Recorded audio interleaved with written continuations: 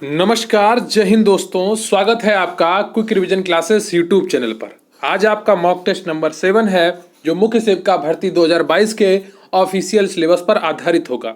आज भी आपको कुछ अच्छे प्रश्न देखने को मिलेंगे, कुछ सामान्य जानकारी के प्रश्न होंगे और कुछ प्रश्नों का स्तर थोड़ा ज़्यादा ही ऊंचा होगा, जो मुझे नहीं लगता कि आपकी परीक्षा में उससे रिलेटेड प्रश्न पूछे जाएंगे। लेकिन फिर भी एक सामान्य जानकारी के लिए उन प्रश्नों को आप ज़रूर देखिएगा, जिससे आपको पता चल सके कि कठिन से कठिन लेवल प्रश्नों का क्या हो सकता है। क्लियर है आपको? तो प्रश्न यहीं से आएगा, करेंगे आप मेरे साथ तो आपको यकीन आएगा। तो चलिए बिना वक्त गवाए शुरू करते हैं आज का वीडियो।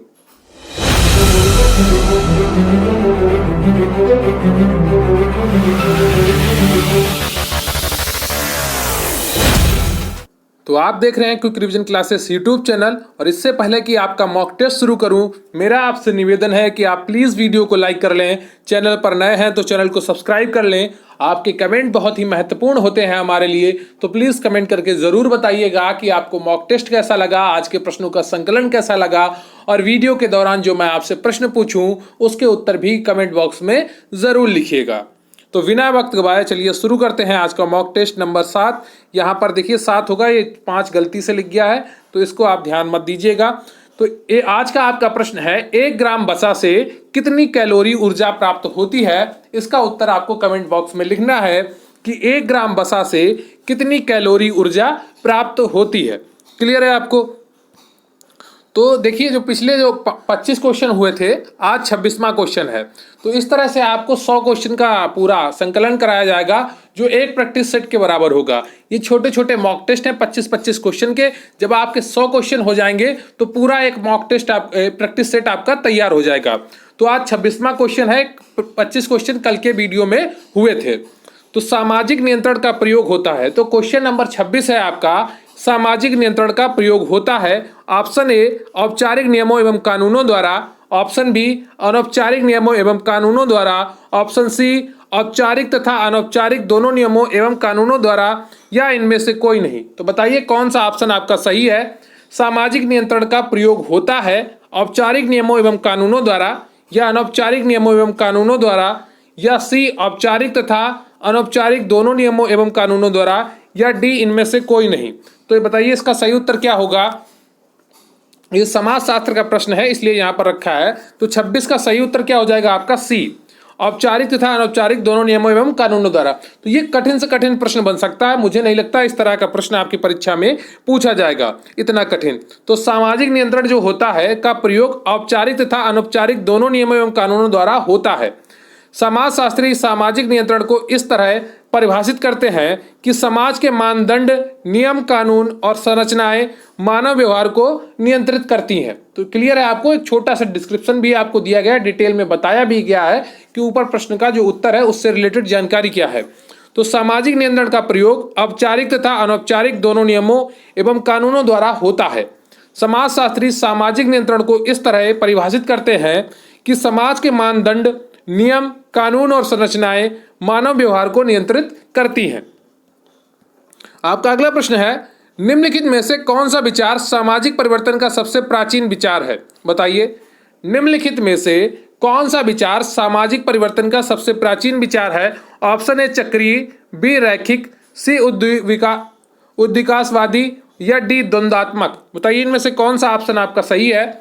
निम्नलिखित में से कौन सा विचार सामाजिक परिवर्तन का सबसे प्राचीन विचार है। ऑप्शन ए चक्रीय, बी रैखिक, सी उद्विकासवादी, या डी द्वंद्वात्मक। तो इनमें से कौन सा ऑप्शन आपका सही है। तो 27 का जो ऑप्शन आपका सही हो सकता है वो सी है, उद्विकासवादी। क्लियर है आपको? तो ये जो है आप इसको डिटेल में PDF से पढ़ लेंगे। इसका अगला प्रश्न है आपका, जाति प्रणाली के अंतर्गत गतिशीलता का विश्लेषण करने के लिए निम्नलिखित में से किसने संदर्भ समूह सिद्धांत का अनुप्रयोग किया था। तो यह प्रश्न आपकी परीक्षा में पूछा जा सकता है, क्योंकि सिलेबस में जाति व्यवस्था आपकी लिखी हुई है। तो जाति प्रणाली के अंतर्गत गतिशीलता का विश्लेषण करने के लिए निम्नलिखित में से किसने संदर्भ समूह सिद्धांत का अनुप्रयोग किया था। Option A MS A Rao, B GS Ghurye, C MN Srinivas या डी योगेंद्र सिंह। तो बताइए इनमें से कौन सा ऑप्शन आपका सही हो जाएगा। तो 28 का जो ऑप्शन आपका सही है वो सी है, MNS श्रीवास, ठीक है, श्रीनिवास। तो सी ऑप्शन आपका सही है। जात प्रणाली के अंतर्गत गतिशीलता का विश्लेषण करने के लिए MN श्रीनिवास ने संदर्भ समूह सिद्धांत का अनुप्रयोग किया था। क्लियर है आपको।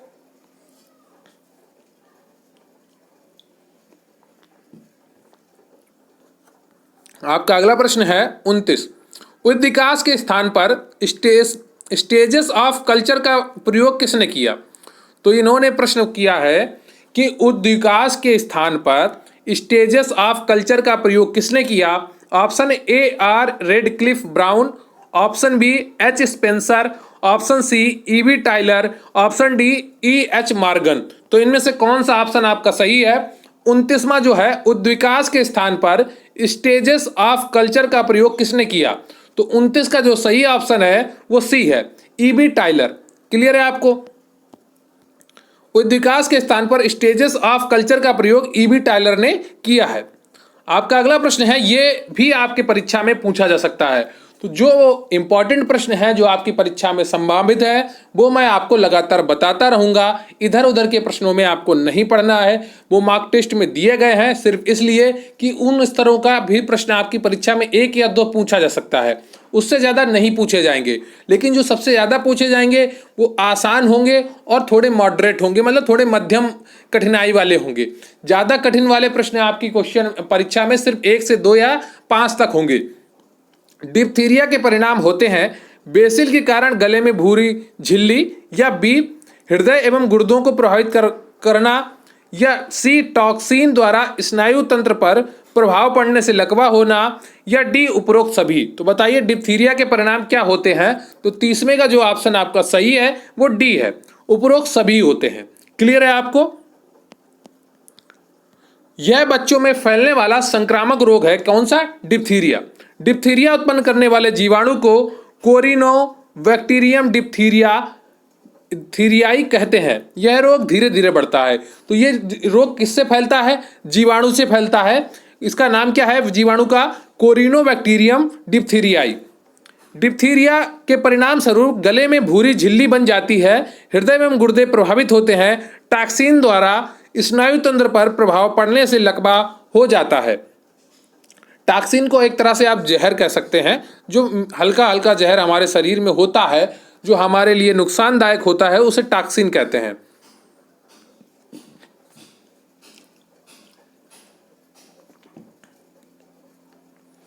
अगला प्रश्न है आपका, खाएं खाएं खांसी की उद्भवन अवधि 10 दिन होती है और वह इस कारण होती है। बताइए, उद्भवन का मतलब खांसने की अवधि, चलने की अवधि या प्रक्रिया की अवधि, जो भी आप समझे।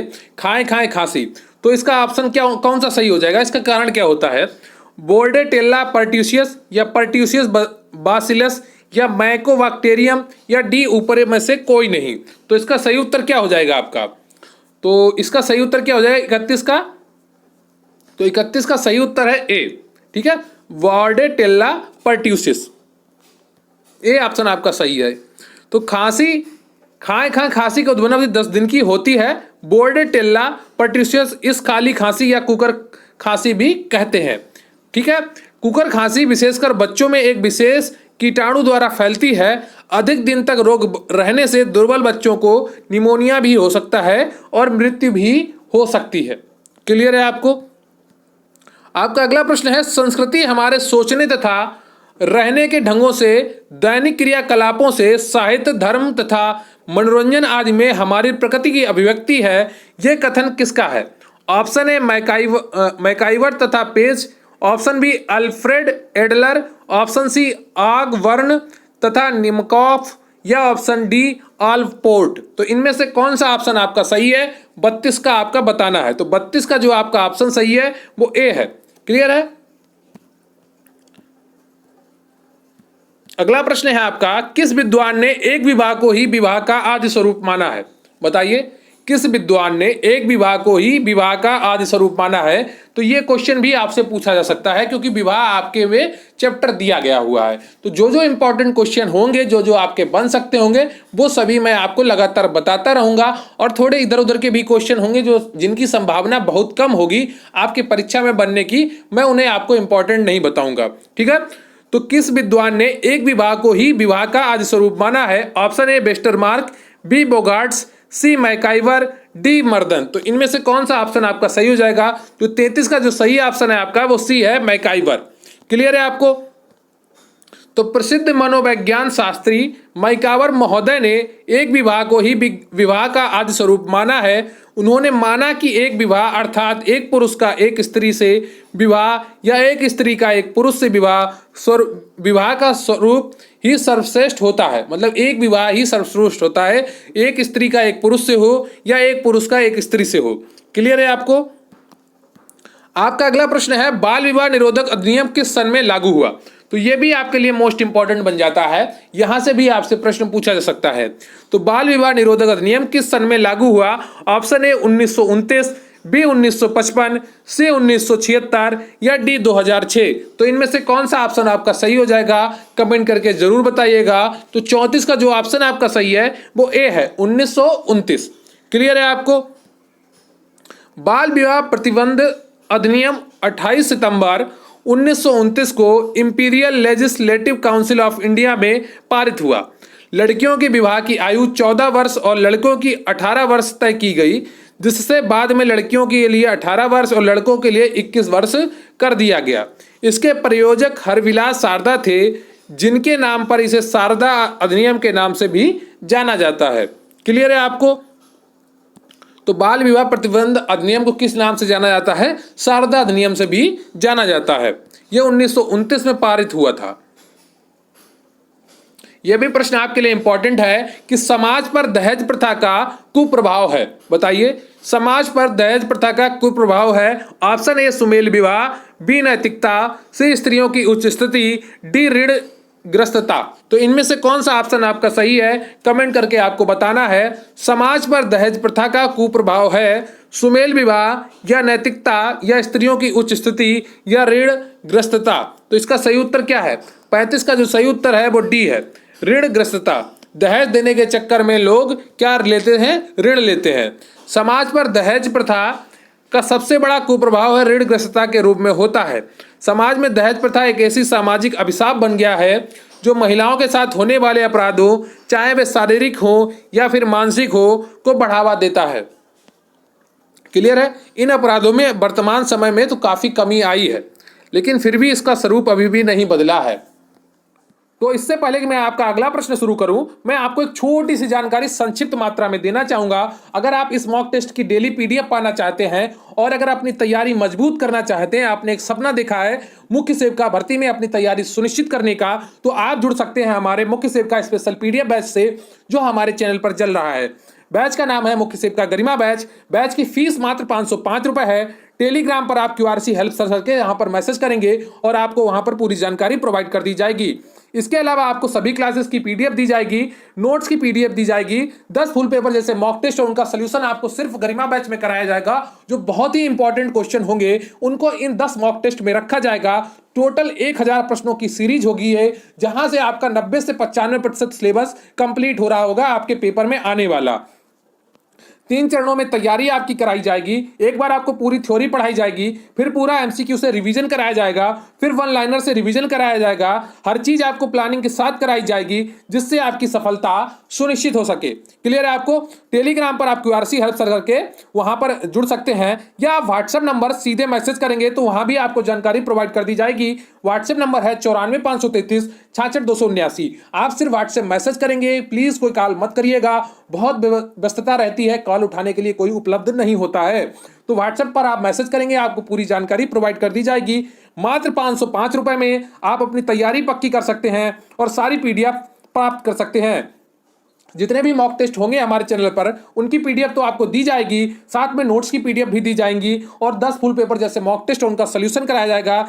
यूट्यूब पे कोई भी आपको 3 चरणों में तैयारी नहीं करवाएगा, पर मैं आपकी तैयारी 3 चरणों में करवाऊंगा। एक बार आपको पूरी थ्योरी पढ़ाऊंगा, फिर पूरा एमसीक्यू से रिवीजन करवाऊंगा और फिर वन लाइनर से रिवीजन करवाऊंगा। ये तीनों चीजें चैप्टर वाइज होंगी, बाकी चीजें आपकी जो मॉक टेस्ट हैं ये आपको अलग से मिलेंगे। क्लियर है आपको? तो मात्र 505 रुपए में आप इस बैच से जुड़ सकते हैं और अपनी एक सीट गरिमा जो मुख्य सेविका भर्ती है उसमें पक्की कर सकते हैं। अगर आपको अपनी मेहनत पर भरोसा है, अपनी प्रतिभा पर भरोसा है, आप में लगन है, आपने सौगंध ली है कि इस भर्ती में हर हाल में आपको अपना स्थान पक्का करना है, आप एक अच्छे कंटेंट की तलाश में हैं, आप एक अच्छे मार्गदर्शन की तलाश में हैं, तो जरूर जुड़े मुख्य सेविका गरिमा बैच से। मात्र 505 रुपए में मुख्य यहाँ पर आपको काफी अच्छी कंटेंट के साथ पीडीएफ मिलेंगी जिन्हें आप आसानी से मोबाइल पर पढ़ पाएंगे।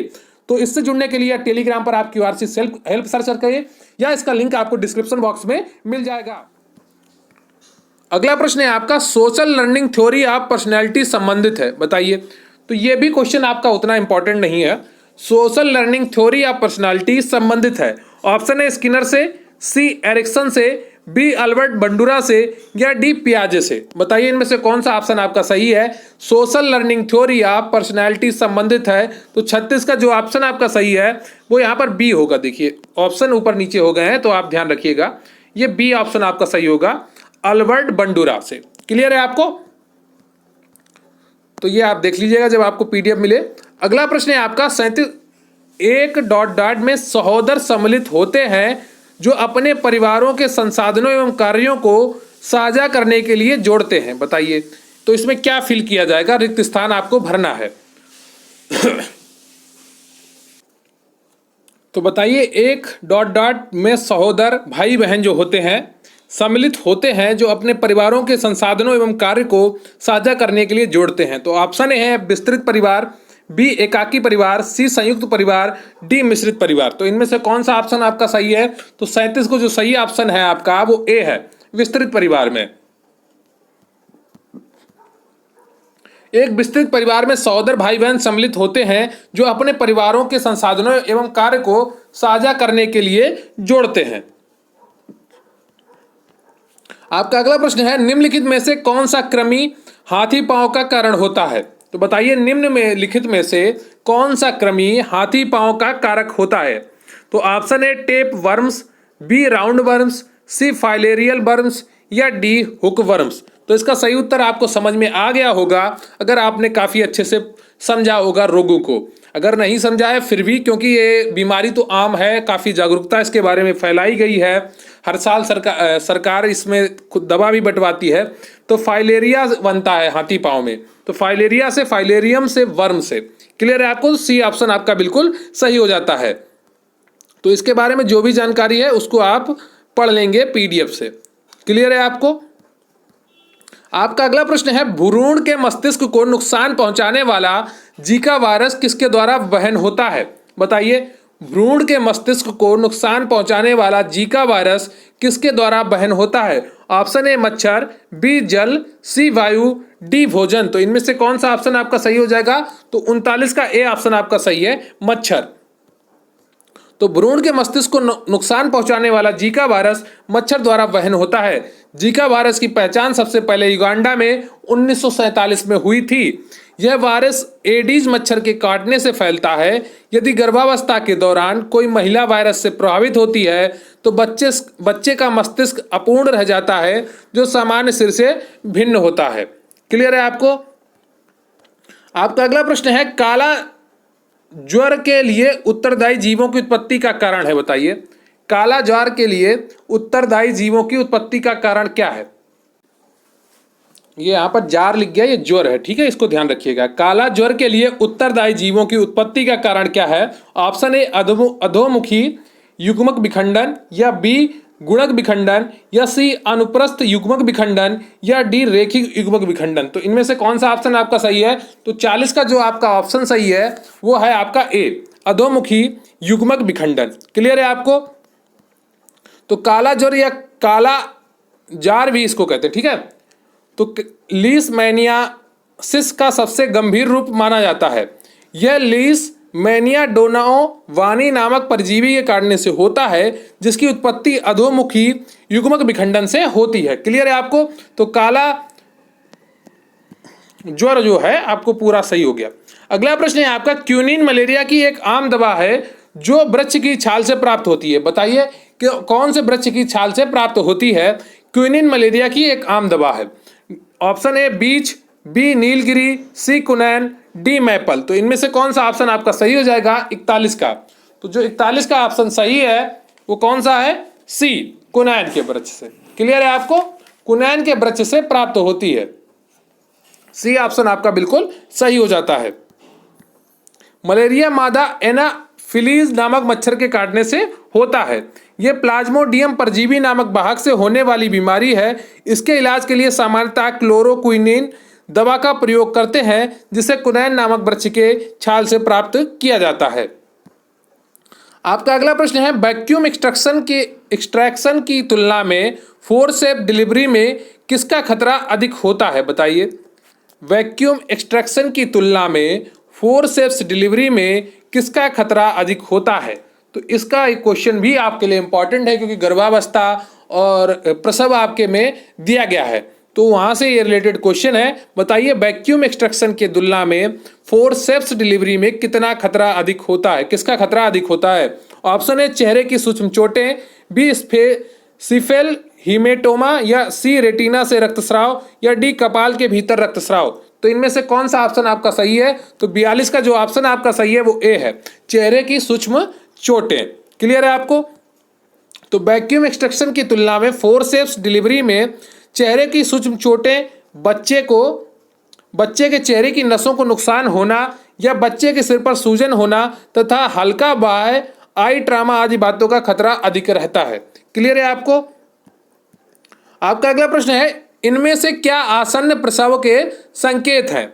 इसका अर्थ यह हुआ कि प्रसव बस होने वाला। आसन्न प्रसव मतलब प्रसव होने वाला है। लाइटनिंग, या क्विकिंग, या ब्रेक्सटन हिक्स संकुचन, या टाइटनिंग।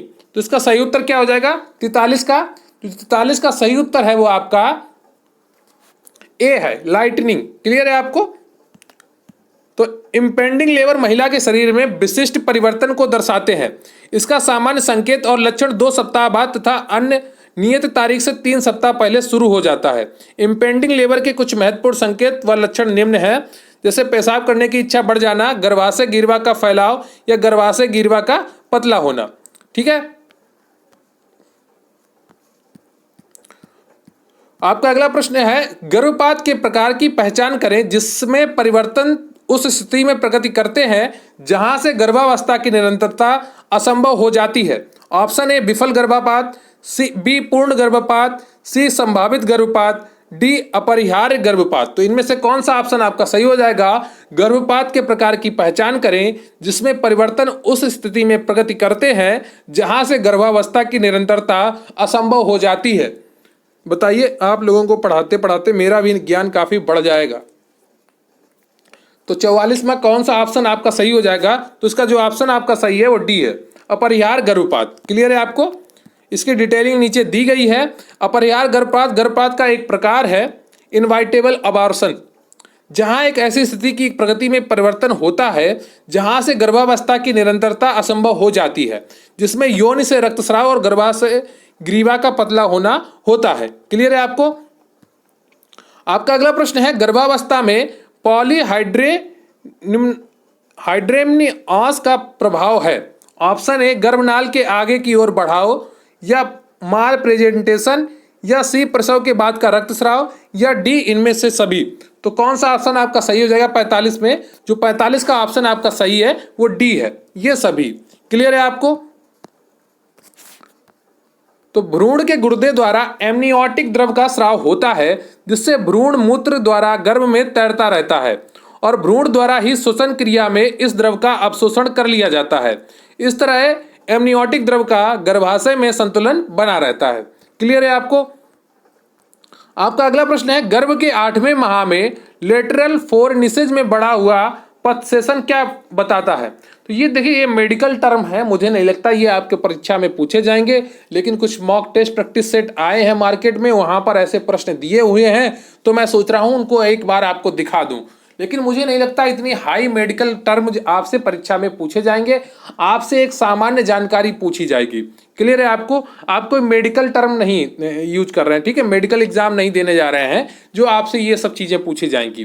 फिर भी आपको एक ध्यान रखना है, गर्भ के 8वें माह में लेटरल फोरनिसेज में बढ़ा हुआ पथसेशन क्या बताता है? ऑप्शन ए हेगर लक्षण, बी जैकमीर लक्षण, सी गुडेल लक्षण, डी ओसिएंडर लक्षण। तो 46वें का कौन सा ऑप्शन आपका सही हो जाएगा? जो सही उत्तर है 46वें का वो डी है, ओसिएंडर लक्षण। क्लियर है आपको? तो गर्भ के 8वें माह में लेटरल फोरनिसेज में बढ़ा हुआ फलसेशन ओसिएंडर का लक्षण बताता है कि गर्भावस्था का 8वां महीना में बच्चा प्रेगनेंसी के अंतिम चरण में होता है। इस महीने बच्चे का शरीर पूरी तरह से बन चुका होता है, परंतु फेफड़े मस्तिष्क का विकास प्रगति पर होता है। क्लियर है आपको? आपका अगला प्रश्न है, गर्भावस्था के दौरान प्लेसेंटा निम्नलिखित में से किसे छोड़कर अन्य सभी कार्य करता है? ऑप्शन ए है रक्त प्रवाह में मौजूद तत्वों का आदान प्रदान, बी वह एक चयनात्मक अवरोधक की तरह कार्य करता है, सी यह भ्रूण को गीला रखकर उसे सूखने से बचाता है, या डी रोग जनकों का परिवहन।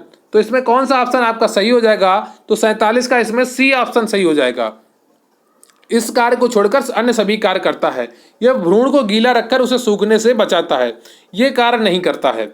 प्रसव के दौरान प्लेसेंटा के प्रमुख कार्य ये है, गर्भनाल महिलाओं के शरीर का अभिन्न अंग होता है जो गर्भावस्था के दौरान बच्चे की सुरक्षा और उसके विकास में महत्वपूर्ण होता है। इसी के द्वारा बच्चे को भोजन और सांस मिलती है। ये रक्त धारा से पदार्थों की अदला बदली करता है। यह चयनात्मक अवरोधक का कार्य करता है। गर्भनाल, जिसे इंग्लिश में प्लेसेंटा कहते हैं, बच्चे को जीवित रखता है। विषाणुवाद रोगों जनक प्लेसेंटा में से विसरित होते हैं। गर्भावस्था में माता में संक्रमण होने पर ये विषाणु प्लेसेंटा के माध्यम से गर्भ में पहुंच जाते हैं। भ्रूण को गीला रखकर उसे सूखने से बचाने का कार्य एमनियोन का है। ठीक है, तो भ्रूण से जो गीला रखकर उसे सूखने से बचाने का कार्य किसका है? एमनियोन का है, प्लेसेंटा का नहीं है।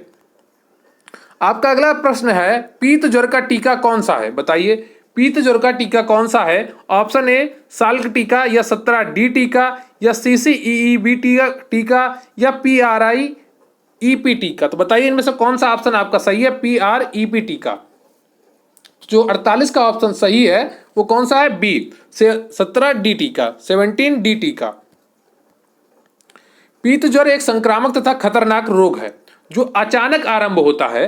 इसमें ज्वर आता है, वमन, मंद नाड़ी, मूत्र में एल्बुमिन की उपस्थिति, रक्तस्राव तथा पीलिया के लक्षण होते हैं। इस रोग का कारण सूक्ष्म विषाणु होता है। पीत ज्वर के टीके को 17D कहते हैं। इसके एक डोज से ही पीत ज्वर को रोका जा सकता है। क्लियर है आपको? आपका अगला प्रश्न है, साइकोसेक्सुअल थ्योरी दी है। तो मुझे नहीं लगता यह प्रश्न भी आपकी परीक्षा में पूछा जाएगा, लेकिन फिर भी आप एक बार देख लीजिए। साइकोसेक्सुअल थ्योरी दी गई है ए फ्राइड द्वारा, बी एरिक्सन द्वारा, सी पियाजे द्वारा, डी बंडूरा द्वारा। तो इसका सही उत्तर क्या हो जाएगा? 49 का सही उत्तर हो जाएगा ए फ्राइड द्वारा। क्लियर है आपको? मुझे ऐसे प्रश्न इसलिए रखने पड़ते हैं क्योंकि आप में से बहुत से लोग मैसेज करते हैं, सर ये वाला प्रश्न नहीं रखा, ये वहां पर रखा गया, सर ये वाला प्रश्न नहीं रखा, वहां पर रखा गया। लेकिन बहुत से प्रश्न काफी लोग करा रहे हैं, लेकिन जरूरी नहीं कि वो परीक्षा में आए। मैं जो समझदार लोग हैं मैं उनको बता देता हूं, लेकिन उनको भी खुश करना होता है। क्या करें? शिक्षक का कार्य है स्टूडेंट को खुश रखना, उसको समझाना। जब तक उसके मन को खुश नहीं रखोगे उसे समझा ही नहीं सकते कि आपको क्या, आपके लिए क्या सही है। तो क्लियर है आपको? आपका अगला प्रश्न है, बच्चों में सन्निकट दूरस्थ विकास का क्रम क्या है? तो यह भी आपके लिए इंपॉर्टेंट है। बच्चों में सन्निकट दूरस्थ विकास का क्रम क्या है? ऑप्शन है सिर से पैर की ओर विकास, फिर सिर से हृदय की ओर विकास, या सी केंद्र से परिधि की ओर विकास, या डी छाती से पैर की ओर विकास। तो इसका सही उत्तर क्या हो जाएगा 50 का? तो 50 का इसका सही उत्तर हो जाएगा सी, केंद्र से परिधि की ओर विकास। क्लियर है आपको? तो विकास के सिद्धांत में अति महत्वपूर्ण सिद्धांत है विकास की दिशा का सिद्धांत। प्रत्येक बालक या व्यक्ति की विकास की दर भिन्न होती है। फिर भी विकास एक निश्चित दिशा में होता है। विकास दो दिशाओं में होता है। पहला होता है सिर से पैर की ओर। विकास सिर से पैर की मस्तकाधोमुखी होता है, अर्थात पहले बच्चे का सिर बनता है फिर पैर, फिर शरीर के मध्य से बाहर की ओर विकास। विकास शरीर के मध्य से बाहर की ओर होता है, अर्थात पहले स्पाइनल कॉर्ड बनता है फिर हृदय, इस क्रम में विकास होता है। क्लियर है आपको? तो ये रहा आपका आज का मॉक टेस्ट। आपके कितने प्रश्न सही हुए कमेंट करके जरूर बताइएगा। तो ये रहा आपका मॉक टेस्ट नंबर 7। आपने कितने प्रश्न सही किए हैं कमेंट करके जरूर बताइएगा। आज का प्रश्न जो थे उनका लेवल कितना कठिन था ये भी कमेंट बॉक्स में जरूर लिखिएगा। ये भी बताइएगा क्या मैं आगे भी इस तरह के प्रश्नों को आज के मॉक टेस्ट में रखूं, अगले मॉक टेस्ट में रखूं या ना रखूं। तो कमेंट करके जरूर बताइएगा और आपके कितने प्रश्न सही हुए उसका उत्तर भी दीजिएगा। और जो आज का आपका प्रश्न है कि 1 ग्राम वसा से कितनी कैलोरी ऊर्जा प्राप्त होती है, उसका उत्तर भी आप कमेंट बॉक्स में जरूर लिखिएगा। अगर आपने अभी तक चैनल को सब्सक्राइब नहीं किया है प्लीज चैनल को सब्सक्राइब कर लीजिए और वीडियो को लाइक कर लीजिए। कमेंट करके जरूर बताइएगा कि आपको वीडियो कैसा लगा और आज के जो प्रश्न थे इस तरह के प्रश्नों को आगे के मॉक टेस्ट में रखा जाए या ना रखा जाए, कमेंट करके जरूर बताइएगा। तो बहुत बहुत धन्यवाद आपका। जय हिंद, जय भारत।